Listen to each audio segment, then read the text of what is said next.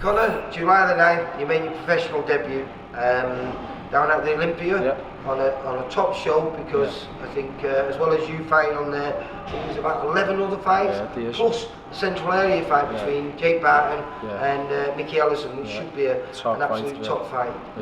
Well, let's find out about you because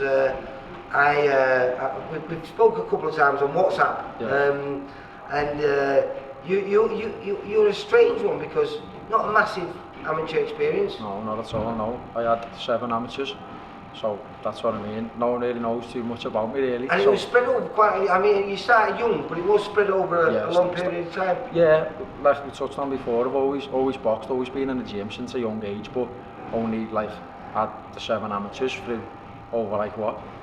10, 13 years. The first one was at 16 and my last one, 19, so when I fight next Saturday it'll be I had a few white collars but don't really like classing them, so next Saturday will be my first fight for 7 years. Semi-pro? Oh yeah, that's the best one. Someone asked me that the other day when I said I'm fighting, because I don't like to brag about it.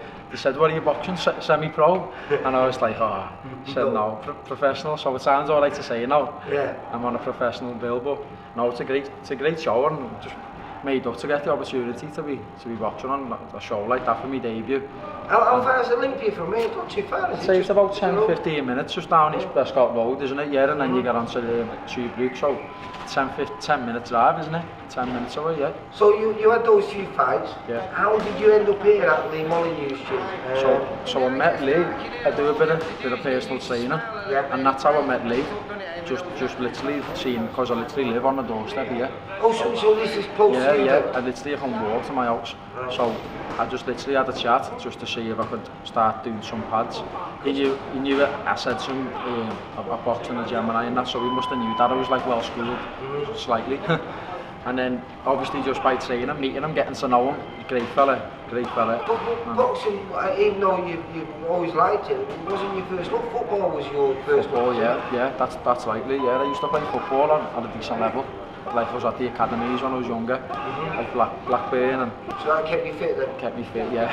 And I think I first came to the gym, I broke my ankle, and my cousin, didn't have any fights or anything, but just like the boxing. He said, why don't you come down to the gym? And that's how I started. I just remembered then, that's how I got into the boxing, because I was injured playing football. And then, you know yourself, as soon as you go in the boxing gym, it's in your blood, isn't it? Well, you find out very quickly whether it's in your blood or not. Yeah. For most people, as soon as you get punched in the face, you think, this isn't for me. Or some people go, well, wasn't that bad actually? Yeah, I like that. Want to get him back. Well, that's it. Yeah. You don't actually like it, but you like the fact that, hang on, I can hit him back in the face and not get in trouble for it. That's it, yeah. That's it. Me and my best mate, we started boxing together all the time. It was wars. When me and him smarted with one another, everyone used to stop and watch, you know what I mean? And we were best mates. I think it's the same, like I don't, even though he's smaller, punches like an heavyweight, honestly. I'm surprised. Well, yeah, because this is a kid who's just had his third pro fight on the Channel 5 show, wasn't it? That's right, yeah, with Open Witness with Terry Spencer, he signed with, and I think the stoppages will come when he starts doing ups the rounds, starts getting to the 6 rounders, 8 rounders, because I do think at the minute the 4 rounders, he's got a lot more to offer. We was talking about him before, and the reason why he became, because he had a lot more amateur fights than you, was fairly successful as well. Yeah, he was, yeah. Now, he was doing a lot of sparring with Jazza Dickens. Jazza, yeah. Now, Jazza's, world level. Jazza's unbelievable, yeah. And he was doing rounds and holding his own with him. Holding his own, yeah. So, what gave you that you thought you could be, listen, it's okay having 7 amateur fights and a few white collar fights. What gave you the idea that you could be a professional fighter? Similar to Edel, to be honest. I was in that mixer, so obviously like they were having good spars, but I was still moving Jazz around and just in there being just sparring every day, always keeping myself fit. Well, and you've got a good sparring partner here. You've got Jamie McCarthy. He's great. Jamie's a badge. Yeah, he's great. But you mentioned before you've moved around with Brian Collins, the VIP fighter who's fighting on the same night as you. Yeah, July the 9th. Yeah, he is. And the top kid who's been coming down, Lewis. He's only 19, 20, but I think he's had 50 odd amateurs and can't match him at the minute. No. So I think he might be looking to turn over. So I've been having good spars with him. Yeah. So these people all around the middleweight, light middleweight, is that what you're going to be I'm competing going to be boxing at light middleweight, yeah. Yeah, you're going to be big for light middleweight, I think, yeah, I am quite big, like, for the weight. Everyone says it, even when I met Steve first time, couldn't believe the size of me, you know, for the weight. And everyone says it all the time. Mason did when I met him, you know, at the arena for light middle. He's ridiculously strong though, isn't he? Punch Carney. Yeah, you know, he's just physically strong fella, yeah, he phenomenal. keeps himself in great shape. There's so many party tricks he can do. Yeah, so. What's your party trick? Have you got one? No. A few keep you ups, I think, yeah. Nothing.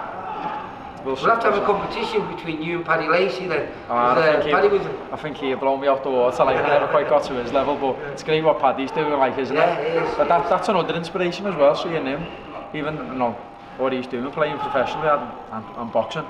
Thought, like, if he can do that, then we'll have a go. And it's just an adventure, isn't it? As I said before, I'm not going to start, never call people out, I'll do this, I'll do that, but just interesting to just see where they're going.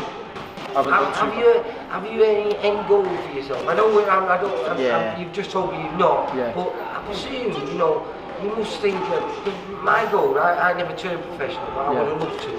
My goal would be, at the time, the central area meant something, it was a big thing, you know what I mean? Because we didn't have no English title then, so if you won a central area, again, you were only 3 or 4 fights away from getting to a chance at a Brilliant, because you'd fight another area champion from somewhere else, and the winner of that might get a shot at the British title. So, is that what you'd look to look for? Yeah, definitely. I think, like, you've got to have like a target, haven't you? I think, like, well, Man of League, we spoke about it, try and get to 5-0. And then try and get us, if like a central area comes up, but I think at the minute there's a lot of opportunities, isn't there? Like I don't keep mentioning them, but getting on a show like that, you know, and that'd be great. That's some achievement to say you boxed on the telly, or like the boxer series. Like, there's a lot of opportunities at the minute, isn't there? You know, the way they're doing them, like the prize fighters. There's a lot of opportunities. So just keep winning. With my debut first. that's what we need to do. Yeah.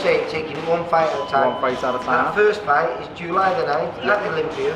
Yeah. If anyone is any more tickets left or anything like that, you know what? I don't think there is, because I think we just took the last ones, didn't we? I think there's tickets left.